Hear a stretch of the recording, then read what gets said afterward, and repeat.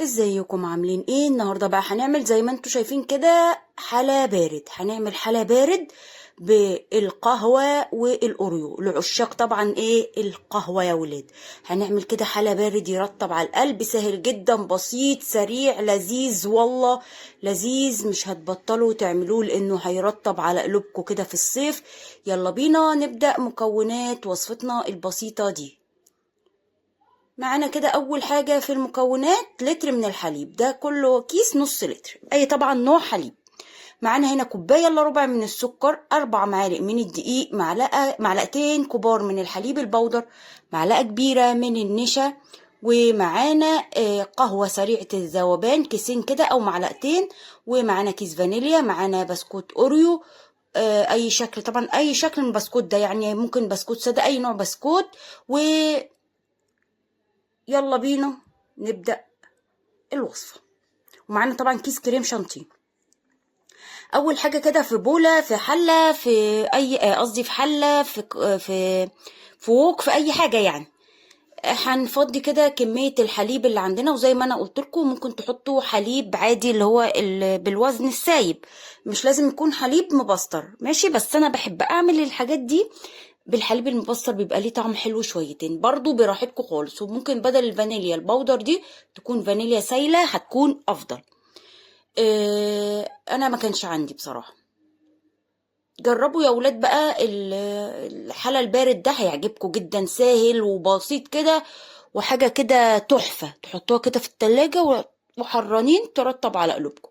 هنفضي كده زي ما انتوا شايفين كل كمية الحليب، وهنزل بعد كده بالحاجات اللي قدامكم اللي انتوا شايفينها دي، حاجة حاجة، كل ده على البارد. هنزل بكل الحاجات اللي قدامكم دي على البارد. اول حاجة كده نزلت بيها كوباية الا ربع من السكر، وندوبها كده شوية، ما نحطش بقى كله على بعضه ويدوخنا في التقليب، لا نضيف حاجة حاجة من المكونات علشان ايه تبقى الدنيا سهلة معانا وتمام. ولوز اللوز تمام قوي كده. هنزل بمعلقة النشا الكبيرة، طبعا لو النشا عندكم مش قد كده ممكن هتحتاجوا زودوا، بس الاول حطوا المعيار ده، وانا ما احتجتش ولا حطيت، فانتوا برضو كل واحد حسب نوع النشا اللي عنده. هحط 4 معالق كبار من الدقيق، وندي كل هذا الكلام تقليبة.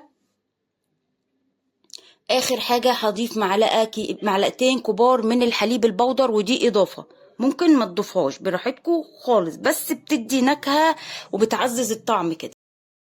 خلاص كده نزلت باخر حاجة على البارد، في الاضافات اللي هضيفها على البارد دول بقى هضيفهم وانا ايه شغالة على النار. هقلب بقى طبعا كده برضو الحليب البودر، كده دوبت كل المكونات اللي هي البودر اللي كانت قدامنا دي على البارد، شايفين كده؟ قبل ما نرفع على النار دوبت كده كل المكونات وتمام. ولوز اللوز نخش بقى على النار.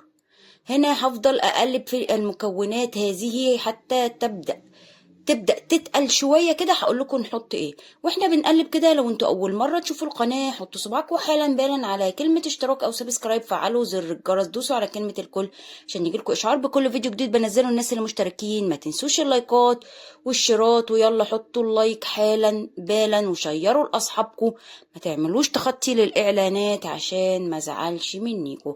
شايفين لسه برضو بنقلب في المكونات اللي احنا ضفناها، كل ده عادي على نار عالية بقى. خلاص بقلب بقى وايه، مستنيه بس يبدأ يتقل شوية. ماشي تمام كده. هننزل بقى بمعلقة كبيرة من القهوة سريعة الذوبان، مش هينفع غير قهوة سريعة الذوبان اي نوع. انا حطيت الكياس دي عشان اسهل لي، فحطيت كيس، ممكن تضيفوا كيس كده لو عندكم البرطمانات دي، معلقه. وحطيت كده الفانيليا زي ما انتوا شايفين. هقلب بقى كل هذا الكلام مع بعضياته لغايه ما القوام يتقل. لو لقيتوا فيه لخبطه كده بسيطه في الصوت معلش، عشان انا فصلت، جات لي مكالمه حضراتكم وفصلت ورجعت، فهتلاقوا الدنيا كده ملخبطه شويتين. فهقلب بقى زي ما انتوا شايفين ولغايه ما القوام يوصل زي ما احنا حابين. هوريهولكوا برضو وهدوق بس هنا السكر كان هو كده تمام يعني.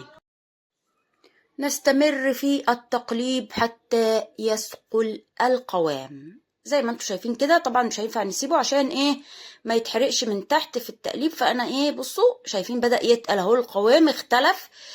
طبعا مش واضح ان هو يعني اللون ما بقاش ابيض، لان لما حطينا القهوة سريعة الذوبان غيرت طبعا اللون، بس مش واضح قوي. ولكن هو زي ما انتوا شايفين كده بدأ القوام يتقل معانا. حطوا اللايكات، نقلب بقى تقليب تقليب تقليب لغاية ما اقول لكم كفاية. طبعا بصوا هو بقى القوام اختلف ازاي. مش هينفع نطفي على هذا الخليط حتى لو تقل الا لما يكون بيغلي، يعني بيبقبق كده ويعمل فقاعات، نعرف ان هو كده ممكن نقفل عليه لو وصل للقوام اللي احنا محتاجينه. طبعا لسه ما عملش الفقاعات اللي انا بقول لكم عليها، يبقى احنا لسه ايه هنستنى عليه شويتين كده لغايه ما يبدا يعمل الفقاعات دي ويبقبق كده. زي ما انتم شايفين على الحروف اهي بدات اهي. اديله برضو تقلبتين كده وافضل مع القوام. خلاص احنا قربنا اهو في على وشك الانتهاء. بصوا انا كنت حاسه اللي هو لسه عايز غلوتين فكنت سايباه. لو قفلنا عليه قبل ما يغلي هيبقى طعم النشا واضح، الدقيق واضح. ممكن يبوظ منكم في التلاجة، حتى لو حاطينه في التلاجة هيبوظ. فانتوا حطوا في بالكم لازم زي ما انتوا شايفين كده سايباه يغلي. شايفين الفقاعات دي كده احنا ماشيين تمام. اللوز بصوا بقى الفقاعات دي اهي بقت كتيره كده، لازم يغلي جامد اهو. بصوا بوريها لكم، لازم يغلي جامد عشان زي ما انا قلت لكم ايه محتاجين ان هو القوام يتقل. اول حاجه طعم النشا والدقيق يروحوا، وعلشان يعتبر كماده حافظه الغليان ده. كده احنا تمام وقفلنا. يلا بينا بقى ناخد البسكوت ده. ممكن تحطوه حايد، تحطوا بقى في كوبايات كاسات فناجيل زي ما انا عامله. في اي حاجه هنكسره كده قطع كبيرة مش صغيرة. كمية بقى اللي انتوا تحبوها. انا حطيت في كل فنجان من دول 2. حابين تحطوا اكتر اقل براحتكم خالص، بيدي طعم تحفة تحفة اهو. بصوا يا ولاد شايفين طبعا طعم الشوكولاتة مع القهوة مع الكريمة اللي هي جوه البسكوت ده، غير ما لسه هنعمل طبقة تانية بتاعت كريمة. طعم كده مزيج من اللذاذة يا ولاد. حطوا بقى اللايكات وشيروا لاصحابكم واعملوا الحلا البارد ده ورطبوا على قلوبكم. طبعا ممكن تعملوا نص الكمية اللي انا عملتها، يعني ممكن تعملوا نص لتر وتقسموا باقي المكونات الجافة اللي انا حطيتها يعني بالنص. تنصصوا المقدار، يعني تعملوا نص لتر حليب وباقي المكونات تحطوها بنص المقدار. نص المقدار كله هيبقى تمام. اللوز طبعا ما تحطوش في بالكم. المهم طبعا هحط كده الكمية وهسيب حبة فوق، لان لسه هنعمل طبقة تانية لذيذة والله لذيذة. وابقوا معي عشان تشوفوا الطبقة اللي فاضلة يا ولاد. طبقة لذيذة جدا وطعمها تحفة زي ما انتوا كده شايفين. هحط بقى في الكوبايات دي. طبعا ممكن تحطوا في اطباق، ممكن تحطوا في كوبايات، في كاسات، اي حاجة حابين تحطوا فيها، اي شكل حابين تحطوا فيه براحتكم. ممكن تعملوها في صينية كبيرة وتقطعوا منها وتاخدوا براحتكم برضو زي ما تفضلوا. انا بقول لكم كده مجرد افكار، وانتوا ايه اعملوا اللي يجي معاكم اللي يناسبكم. حطوا اللايكات يا حبايبي واقعدوا في الفيديو للاخر اعزائي المشاهدين. طبعا اي حاجه يعني وقعت عليها كده طلعت بره الفنجان باظت كده، هنجيب طبعا مناديل ونمسحها ونظبط الكاسات. بس استنوا عليا كده هكمل بقى. بصوا طبعا دي مش كل الكميه، انا كملت الكميه التانية اللي فاضله دي في الحله كملتها، يعني صبتها في حاجات تانية. هنا بقى هنعمل الطبقه التانية. حطيت طبعا كل الحاجات اللي انا صبتها دلوقتي في التلاجة تهدى شويتين كده 3. معانا كده شويه حوالي معلقه من الميه، وحطيت كيس بتاع القهوه سريعه الذوبان اللي هي النسكافيه التاني. وهقلب ادوب النسكافيه ده الاول في الميه قبل ما اهو يا ولاد. هندوبه بقى كويس جدا، وبعدين هحط كده معلقه صغيره من السكر علشان القهوه سريعه الذوبان دي بتبقى مره. ماشي. احنا هنعمل دلوقتي طبقه كريم شانتيه بالقهوه. الكريم شانتيه اللي انا هحطه ده محلى، بس دوقوا برضو قبل ما يعني تحطوه على تحطوا الطبقة التانية، لان ممكن يكون ممرر شويتين، فممكن تضيفوا معلقة سكر كمان وانتوا بتضربوا الكريم شانتيه. انا ضفت بس ما صورتهاش، فانا حبيت بس اقولها لكم لان دي اضافة كل واحد حسب ما بيحب السكر بتاعه. فانا هحط دلوقتي كيس الكريم شانتيه عليه كوباية الا ربع مية متلجة او حليب متلج براحتكم. انا هحط مية لان انا حاطة حليب في الطبقة الاولانية فمش هتفرق معانا. ممكن تحطوا، بوريكم ده تلج اهو، بصوا اللي نزل ده تلج. طبعا هنجيب المضرب الكهربائي بتاعنا ونضرب بقى طبق هنضرب بقى الكريم شانتيه ده والضربه حلوه كده لغايه ما القوام بتاعه يتقل.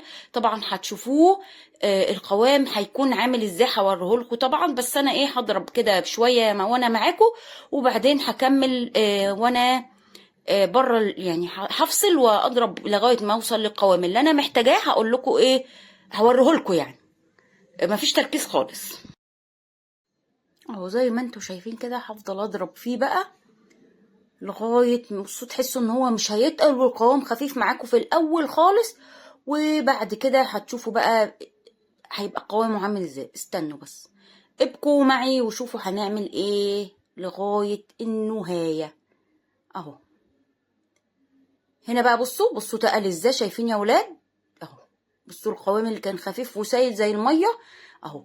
احنا محتاجين القوام يبقى تقيل كده زي ما انتوا شايفين. حطوا بقى اللايكات بقى، حطوا بقى اللايكات، ما تزعلوناش بقى يا ولاد، ما تزعلوناش. تمام قوي كده، كفايه بنتي كده تقلوا بقى تمام. ولوز اللوز كده بتضربي ايه بقى، كفايه انتي عايزه تلعبي وخلاص. يلا خليكوا معايا. بصوا يا ولاد في ساعات حتت ببقى المفروض اسرحها تبقى سريعا كده فبنسى وبسرح مع الفيديو.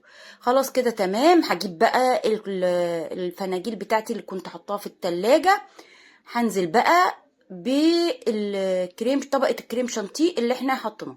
ما ينفعش تحطوا الطبقة دي والكريمة اللي تحت تبقى سخنة، لازم تكون حتى هدت شوية بردت شوية، حتى لو دافية ينفع.